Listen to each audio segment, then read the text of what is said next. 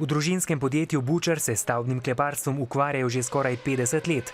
Vajeti sta pred kratkim prevzela ustanoviteljeva vnuka Gregor in Primož, kar tretjina njihovih izdelkov konča na tujih trgih. Tako da Avstrija, Nemčija, Italija, Švica tudi. Imeli smo nekaj projektov na vzhodu, recimo Belorusija. Prihodki strmo naraščajo, lani so ustvarili dobrih 5 milijonov evrov, dobiček pa vložili v investicije. V skupini KB v Sloveniji in Avstriji trenutno dela 60 ljudi. Nujno potrebujejo svežo delovno silo različnih profilov. Se pravi tržniki, prodajniki in pa proizvodnja v Avstriji, v Linzu. V prvi fazi 10-11 in tako bo se faze sledile. Bolj kot nesi pa želimo za sodelavce prav Slovence. Gregor Kodrič tukaj dela dobro leto, s plačo in vzdušjem je zadovoljen.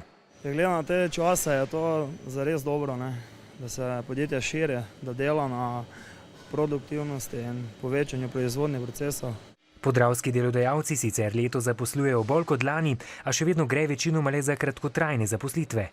In mi smo zelo veseli vsake priložnosti za vsakega posameznika, ker teh priložnosti, da bi rekli 10 zaposlitev v enem podjetju, to je že redkost. Stopnja brezposelnosti v Podravju tako ostaja katastrofalno visoka, 16-odstotna. Še posebej kritično je v Mariboru, kjer je brez dela skoraj 19% ljudi.